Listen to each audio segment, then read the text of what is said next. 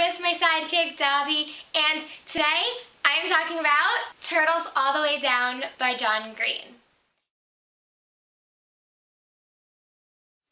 As you probably know, John Green is one of the greatest YA authors of all time. He wrote The Fault in Our Stars, and Looking for Alaska, and Paper Towns, and Abundance of Catherines, and then he co-wrote Will Grayson, and Let It Snow. And I have read all of those books.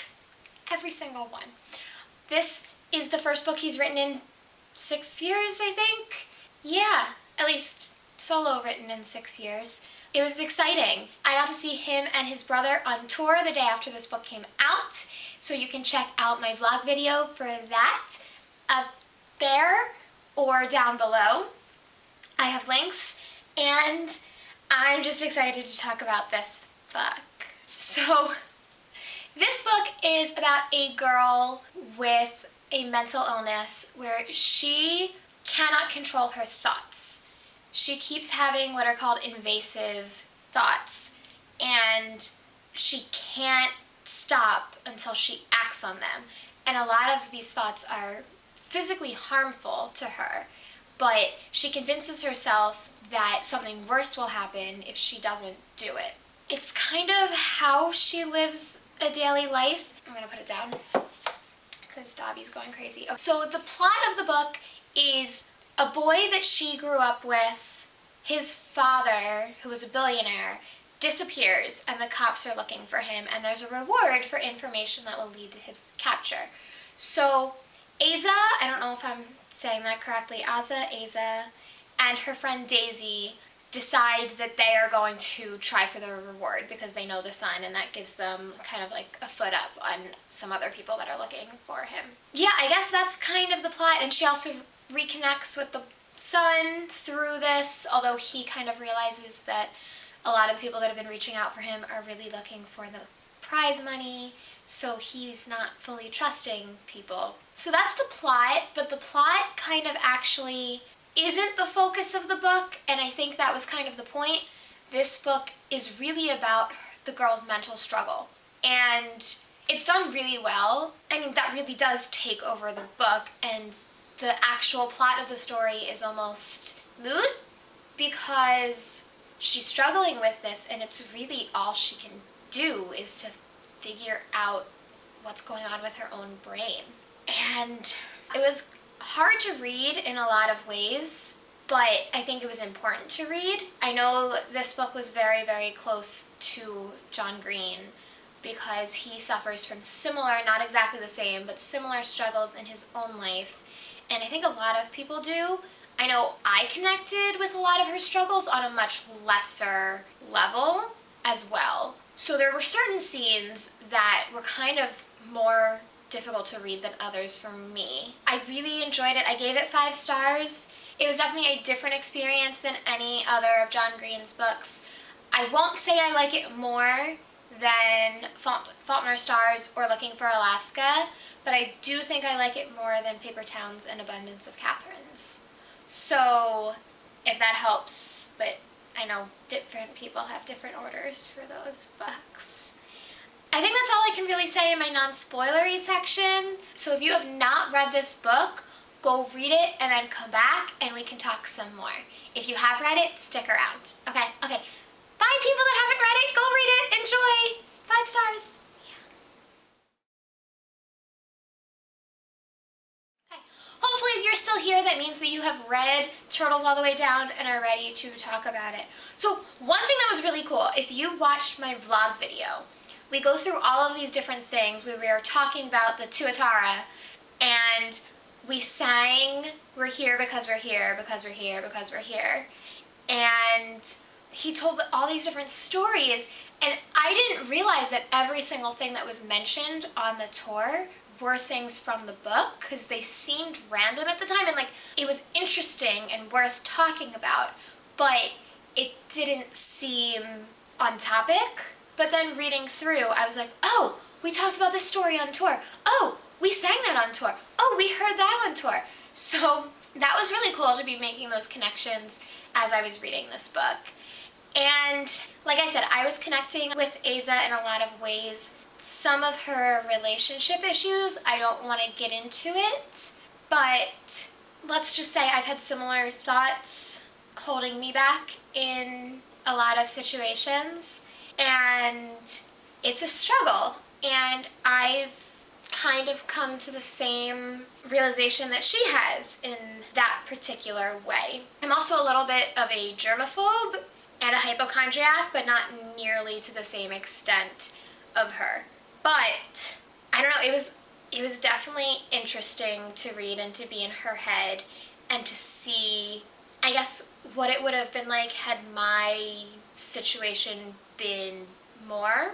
It was kind of scary to read, actually. I was obsessed with the relationship between Aza and Davis from like the moment she sees him as they're older, and he just like smiles at her, and I'm like, okay, I'm sold. I want them together. Yeah, let's make this happen. And then it does. Momentarily. I had forgotten how, I'm gonna go with realistic, John Green's books are in terms of not having a happy ending. And once Davis and Aza realized that this wasn't gonna work, I kept expecting them to get back together. And then I think I was like 80% through the book when I realized, wait a second, this is John Green. He never has happy endings in his books. And then I realized that they weren't going to be together, and it made me sad.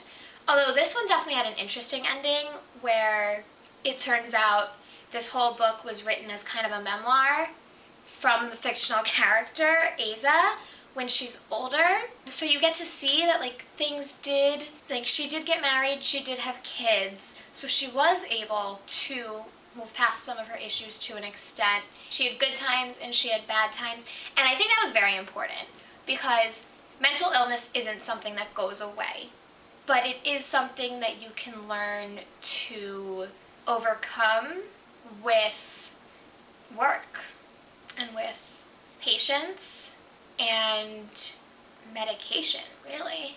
So I think it was really important to see that she was able to live a fulfilling life, but it was something she was always going to be struggling with.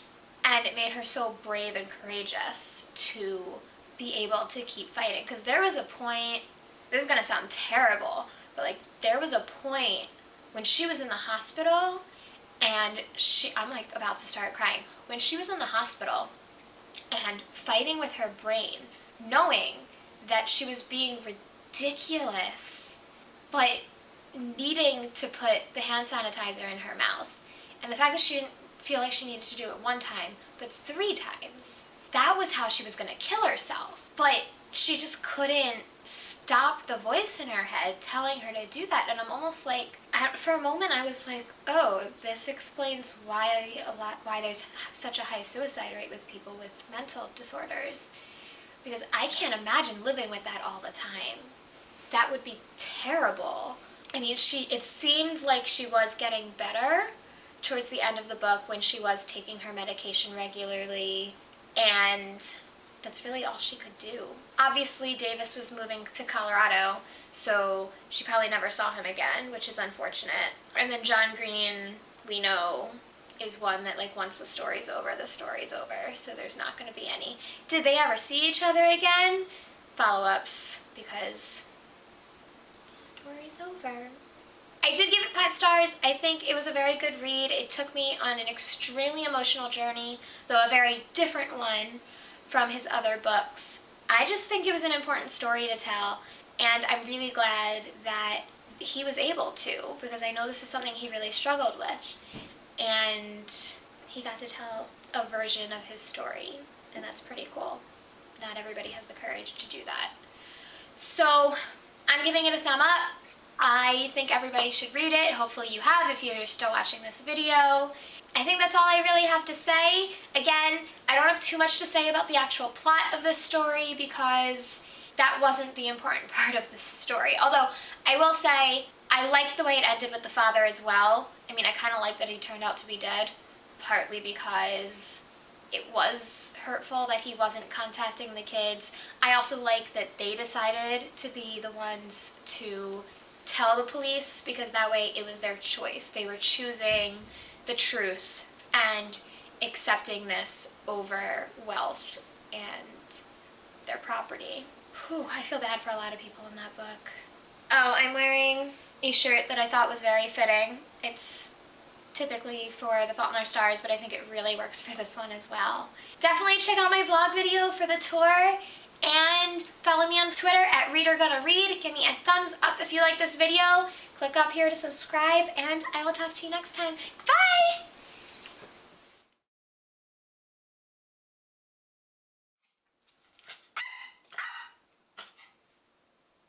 Get it all the way down. Ha ha ha. Hey, Ellie and Dobby here. Like the video? Come subscribe.